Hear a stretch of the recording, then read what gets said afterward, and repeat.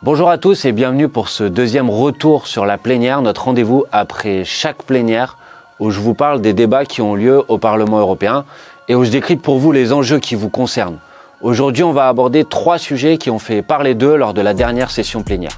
Le premier porte sur la fin de l'amiante au sein de l'Union européenne avec une belle victoire de notre délégation pour la protection des citoyens face à cette fibre toujours présente dans de nombreux bâtiments et dont les effets dévastateurs sur la santé sont pourtant connus depuis plus d'un siècle.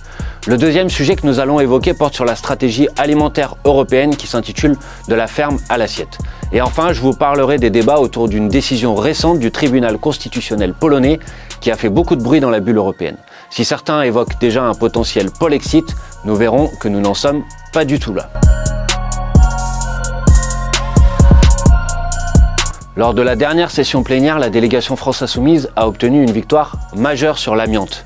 L'usage de cette fibre remonte à l'Antiquité, mais il a explosé avec la révolution industrielle. On l'a utilisé pour ses propriétés isolantes, absorbantes, pour sa résistance au feu dans le secteur de la construction, dans les canalisations en combinaison avec le ciment, mais aussi dans des produits de grande consommation comme par exemple des grille-pains. La dangerosité des fibres d'amiante est connue depuis le début du XXe siècle. Pourtant, il a fallu attendre 1945 pour que les problèmes de santé découlant de son utilisation soient pris en charge comme des maladies professionnelles. Et seulement en 1996 pour une interdiction complète en France. Au niveau européen, il a fallu attendre 2005 pour une interdiction effective. On le sait aujourd'hui, l'amiante est une substance cancérigène et cause aussi des fibroses pulmonaires. Et pourtant, et c'est un véritable scandale, elle reste présente dans de nombreux bâtiments, canalisations, chaussées, exposant les citoyens, les travailleurs et nos écosystèmes à des risques mortels. En 2019, l'amiante tuait encore 90 000 personnes dans l'Union européenne et on estimait à 125 millions de travailleurs qui ont été exposés dans le monde. De par le monde, ce sont 250 000 personnes qui meurent chaque année des suites de l'exposition à l'amiante et d'ici 2030, ce sont 300 000 Européens qui seront morts de l'amiante. Dans le cadre de son pacte vert, la Commission européenne veut mettre en œuvre une vague de rénovation des bâtiments européens. C'est à la fois un risque pour la santé des travailleurs de la construction, en l'absence de mesures appropriées pour les protéger, mais également une opportunité pour se débarrasser de l'amiante et mettre un terme aux passoires thermiques. C'est pourquoi, en coopération avec les syndicats, notre groupe politique a obtenu le vote d'un rapport exigeant de la Commission qu'elle mette en œuvre une stratégie européenne pour l'élimination totale de l'amiante. Notre délégation a été très investie sur ce sujet pour que tous les aspects de ce danger soient pris en compte. Leïla Chaibi sur la protection des travailleurs, Anne-Sophie Pelletier sur la protection des usagers et moi-même sur la protection de la santé publique en dehors du lieu de travail. Nous avons ainsi demandé une surveillance accrue de la présence de l'amiante dans l'environnement, l'atmosphère, l'eau et les lieux de vie et une surveillance renforcée sur les potentiels effets sanitaires d'une ingestion de fibres d'amiante présentes dans l'eau potable. Car l'amiante empoisonne notre bien commun, qu'est l'eau. C'est pourquoi nous avons requis qu'un grand plan de rénovation et de désamiantage du réseau européen de distribution d'eau potable soit entrepris.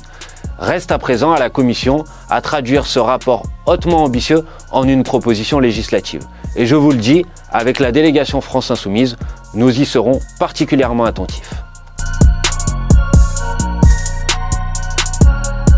Les lobbies de l'agro-industrie étaient sur le pont la semaine dernière au Parlement européen. C'était le cas par exemple de Copa-Cogeca, qui est l'équivalent européen de la FNSEA, ou de CropLife, le lobby européen des pesticides. En réalité, cela fait des semaines qu'ils sont mobilisés et que nous les voyons manœuvrer. Qu'est-ce qui les conduit à une telle agitation ? Nous votions sur une nouvelle stratégie alimentaire et agricole qu'on appelle la stratégie de la ferme à la table, qui vise à rendre nos systèmes alimentaires durables. Or, les orientations du Parlement européen sur cette nouvelle stratégie n'ont pas convenu au lobby agro-industriel, et ils ont donc élaboré des amendements que nous avons pu consulter et que certains députés, notamment à l'extrême droite de l'hémicycle, ont recopiés et déposés tels quels. Et nous avons de quoi nous réjouir. Nous avons mis les lobbies en échec, parfois à seulement 5 voix près. Aucun de leurs amendements n'est passé la semaine dernière. Mais transformer nos systèmes alimentaires, de quoi s'agit-il ? Commençons par rappeler qu'il y a urgence. Nos systèmes alimentaires sont responsables d'un tiers de nos émissions de gaz à effet de serre. Ils constituent aussi la première cause de l'effondrement de la biodiversité. Ils sont un facteur majeur de l'émergence des zoonoses, ces maladies infectieuses d'origine animale, comme la Covid-19, liées à la destruction des habitats naturels et aux élevages intensifs et hyperconcentrés. Et pour quel résultat ? plus d'un tiers, entre 20 et 40% de la production alimentaire est gaspillée en pure perte et 8 millions de citoyens français sont dépendants de l'aide alimentaire pour vivre. Au niveau mondial, jusqu'à 3 milliards de personnes souffrent de la faim ou de problèmes de malnutrition. La transformation des systèmes alimentaires doit donc être au cœur de nos priorités pour réussir la bifurcation écologique et sociale.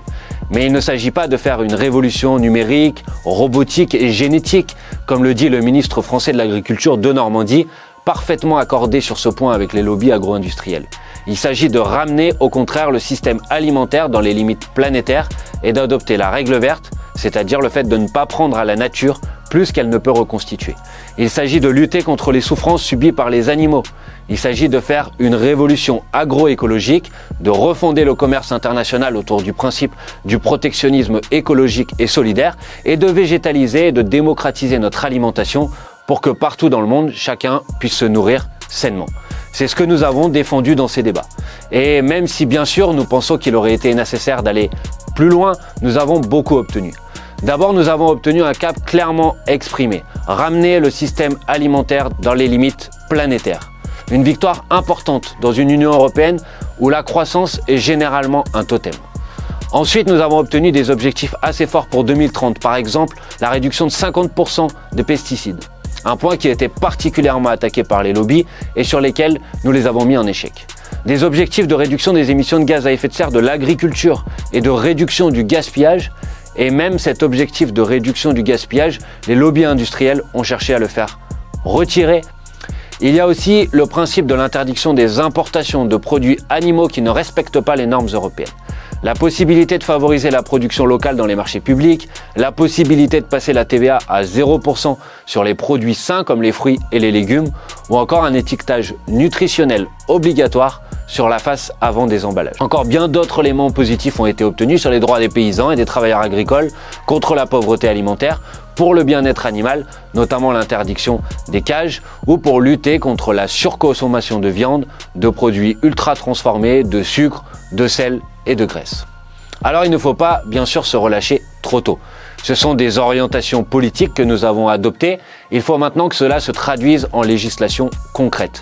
Mais l'intense mobilisation des lobbies, soutenue par une partie de la droite, notamment les Républicains en France, prouve que nous avons marqué une victoire d'étape importante à long terme. Malheureusement, à court terme, nous avons un autre vote majeur qui arrive le mois prochain, au mois de novembre, le vote sur la réforme de la politique agricole commune. Avec ses 386 milliards d'euros, c'est elle qui structure concrètement une grande partie du système alimentaire européen.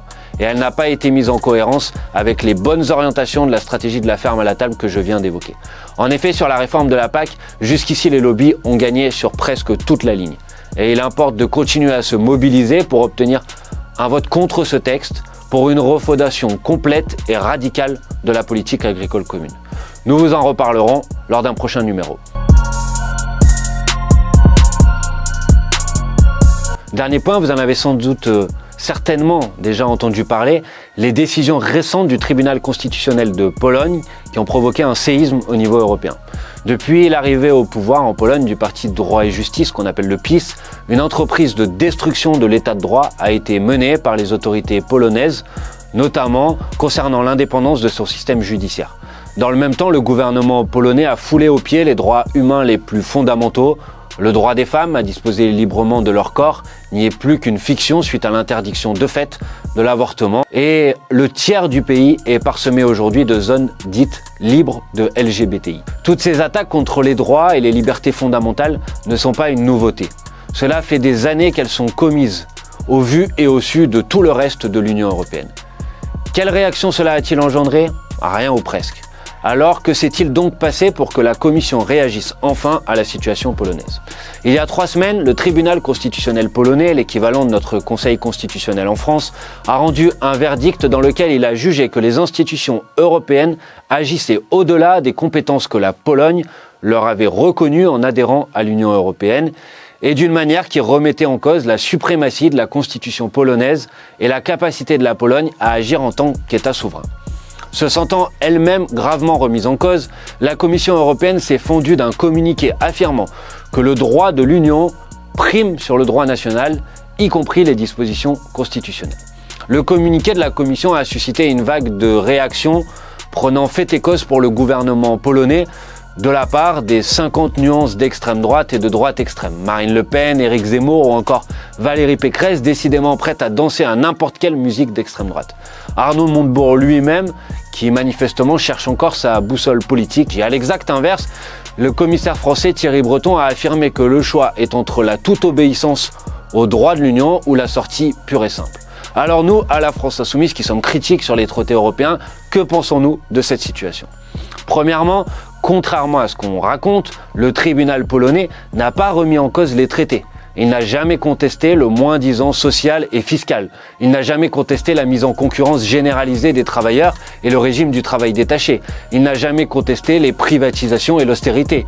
Il n'a jamais contesté le libre-échangisme effréné. Ce que le tribunal polonais a contesté, c'est le fait que la Cour de justice de l'Union européenne et la Commission puissent remettre en cause son piétinement des droits humains et de l'indépendance de la justice, en estimant que ces mises en cause étaient contraires aux traités lus au prisme de sa constitution.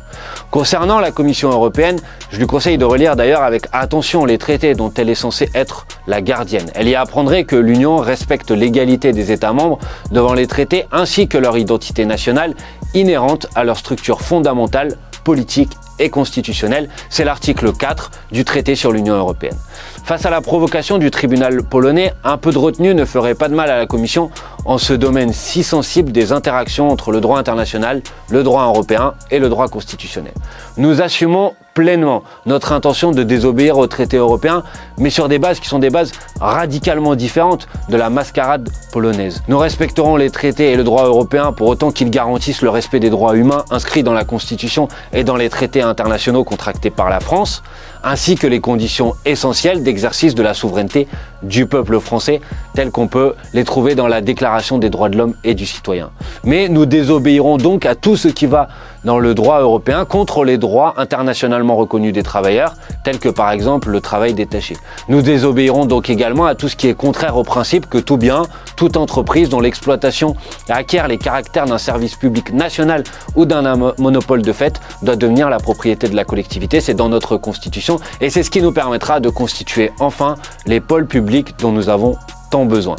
Alors, trêve de faux débats sur la primauté du droit européen ou du droit national. Il faut combattre l'extrême droite partout en Europe.